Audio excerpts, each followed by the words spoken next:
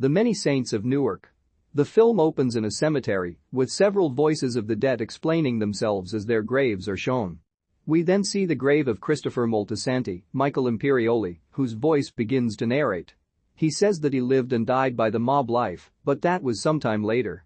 Jump back to Newark in the late 60s where Christopher's father Dickie, Alessandro Nivola, is walking into the train station with his nephew and Chris's later uncle, Anthony Tony Soprano, William Ludwig. Chris notes that Tony will later kill him in the future. Dickie and Tony meet Dickie's father, Hollywood Dick, Ray Liotta, and his new wife from Italy, Giuseppina, Michela de Rossi. Dickie later brings Aldo and Giuseppina to his house to have dinner with him and his wife Joanne, Gabriella Piazza. Dickie and Dick are involved with the mob, specifically the Dimeo crime family. On the streets, an enforcer of Dickie's, Harold McBrayer, Leslie Odom Jr., is seen chasing a young street thug, Leon Overall, Mason Blue, for money owed to him. Harold beats him up until Dickie drives in and stops him. Harold, meanwhile, has aspirations to do better for himself and for his family. The Soprano family gathers for the confirmation of Tony's sister Janice, Mattia Conforti. Their father Giovanni Johnny Boy, John Bernthal, delivers a speech in Janice's honor. Also in attendance is Johnny's wife the kid's mother Livia, Vera Farmiga, Johnny's brother Corrado Jr., Corey Stoll, Silvio Dante, John Magaro, and Salvador Big Pussy Bonpancero, Samson Moacchiola. While discussing some business between Dickie and Johnny Jr. tells Dickie to get a handle on his situation before things get out of hand. Harold meets Dickie and the rest of the crew at Satriale's meat market to deliver his cut of earnings, but Dickie complains about how light it is. He even chides Harold over the mess involving a young man from a street gang. In retaliation, Harold and his cousin Cyril, Jermer Terrell Gardner, track Leon down. When he attempts to hide at an army recruitment office, Harold spots him and goes into the building to blast Leon with a shotgun. Not long after, a cab driver, Aheen Cornelius, is pulled over by two racist cops. Protests soon break out when the black community believes that the cabbie was killed, despite the fact that he is just in custody. Dickie, the crew, and everyone around the city can see heavy smoke from fires caused by the riots. Giuseppina tries taking English classes, but Dick thinks they are a waste of money based on what she retains. He also proves to be a terribly abusive husband, kicking her down the stairs when they have an argument. Johnny and several others are arrested during a card game while he is out with Janice. Tony is also there but is hidden because Johnny had earlier told him to stay behind. He and Janice are taken home by police, where Olivia yells at them. Tony runs away from her into the streets. Meanwhile, more riots and protests happen across the city. Dickie sees Giuseppina looking distraught after enduring abuse from Dick. Although he tries to comfort her, she senses the attraction between them and she kisses him, but he tells her not to because Joanne is in the house. Dickie later confronts his father over his abuse, saying that he couldn't tolerate it when he abused Dickie's mother, and he is not going to take it now. When Dick insults him too much, Dickie snaps and bashes Dick's head against the steering wheel until he is dead. Tony walks by the house and almost sees, but Dickie tells him to go home. He drives Dick's body to a drainage supply warehouse that the family owns, and he sets fire to the place with Dick's body inside to make it look like he was a casualty of the riots. A funeral is held for Dick. Polly Walnuts Gualtieri, Billy Magnussen, and Big Pussy steal a TV and bring it to the service to watch news on the riots. As they discuss things, Junior tells them that any business done while Johnny is away will go through him. Dickie walks into the room and smashes the TV to feign anger over their disrespect at the funeral. Dickie later goes to visit his uncle and Dick's twin brother Sal, also Ray Liotta, to inform him of Dick's death. Sal notes that it's odd for Dick to have been in the warehouse because he never picked up a tool and got his hands rough, so it makes little sense for him to have been there. Dickie begins an affair with Giuseppina, even buying a house for them. She expresses her aspirations to open up her own hair salon, since she used to do that back in Italy at her mother's shop.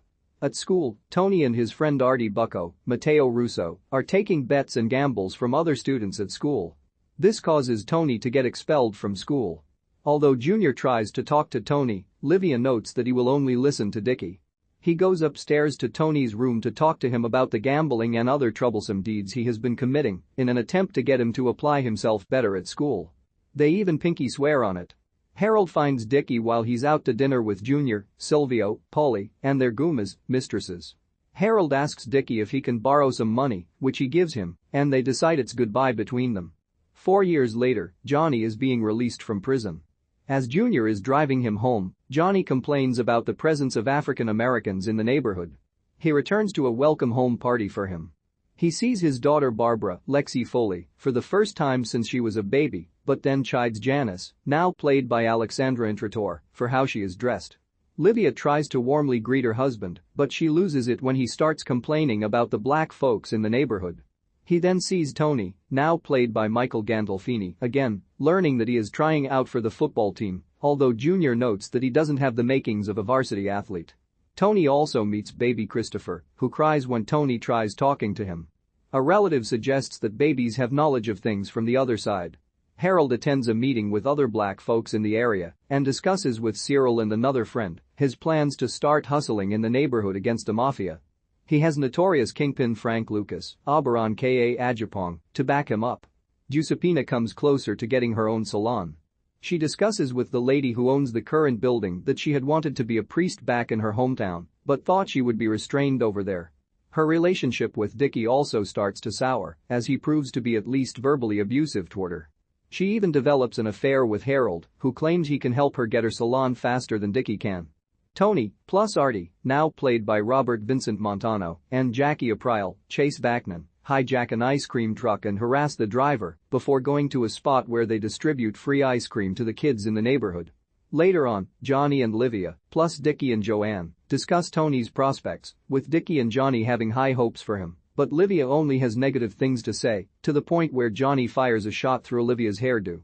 Harold goes by a shop where one of Dickie's guys picks up the earnings in exchange for protection, telling the shop owner that one of his own guys will be picking up from now on. Harold kills Dickie's guy and steals his money. In retaliation, Dickie gets Silvio, Paulie, and Big Pussy to get to Cyril, where they torture him by sticking a power tool in his mouth to find out who ordered the hit on Dickie's guy. Cyril says Harold carried it out on his own volition, and when Cyril tries to run free, Silvio shoots him dead. Livia is called in by Tony's school principal to discuss his behavior. He stole the answers to a test, but the principal notes to Livia that Tony has genuine potential as a leader, despite his lack of effort in school. She also tells Livia about how Tony had mentioned one of his fondest memories was Livia reading a story to him and snuggling up close to him in bed, which almost brings Livia to tears. Dickie is out with Johnny, plus Buda Bonpancero, Joey Coco Diaz, and another guy. Buda makes a crass comment regarding Giuseppina, which causes Dickie to punch him in the face. Moments later, Harold and two of his guys blow off Buda's head and shoot Dickie and Johnny's friend. The two shoot the driver and Harold's friend before causing a van to crash into another car and start a fire. Dickie runs into the bar and grabs a rifle to arm himself as Harold makes his way in. Dickie fires a shot, but Harold isn't hit. The two look at each other, and Harold leaves as they hear sirens getting closer. Livia makes an earnest attempt to spend time with Tony by making him food. It gets sour when he notes a pamphlet on the table for a pill that was recommended to Livia, and Tony starts singing some Rolling Stones lyrics. Livia accuses him of being a drug addict because of his love for that kind of music, as well as Janice's own use of weed. At Buda's funeral, Tony approaches Dickie over the drug in question and asks if he can secure it to help Livia improve her mood and behavior. Dickie agrees to help. Afterward, Junior slips and falls onto the steps, severely injuring his back. Dickie laughs hysterically, and Junior becomes visibly pissed. When trying to make love to his Guma later, he experiences too much pain and is still angry at Dickie for laughing. When Tony goes by Dickie's workplace to ask about the medicine, he shows Tony some of the TVs and speakers he's acquired legally. While Tony is impressed, he worries that participating in the same business as Dickie would hinder his chances at college, since he does want to try out for the football team. Harold meets with Frank Lucas, who suggests he start dealing in the same drug business that he is involved in. Harold brings up the issue about Dickie and his desire to take him out. Dickie and Giuseppina go for a romantic day out at the beach. While they are walking, Giuseppina comes clean about her affair with Harold. Dickie becomes enraged and drags her out to the water, where he drowns her in the tide and waits until her body sinks before he flees. He visits Sal again in prison and tells him about Giuseppina, saying she died of pneumonia, but while Sal seems to know that Dickie had something to do with both Dick and Giuseppina's deaths, he doesn't judge, since he is a murderer himself. However, he does order Dickie to stay out of Tony's life so that he does not fall down the same path as him.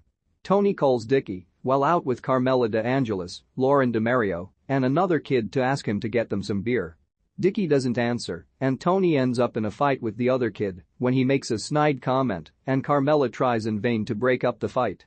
Tony later goes by Dickie's workplace again, with Silvio telling Tony that Dickie isn't there.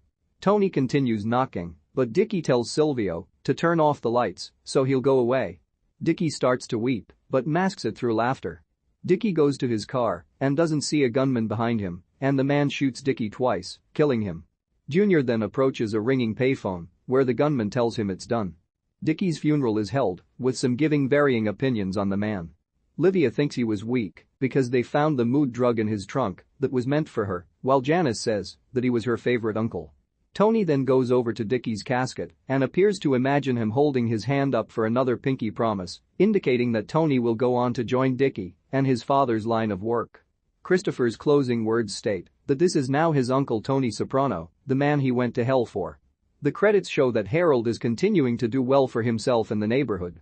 In the late 1960s, Dickie Moltisanti works as a capo in the Dimeo crime family.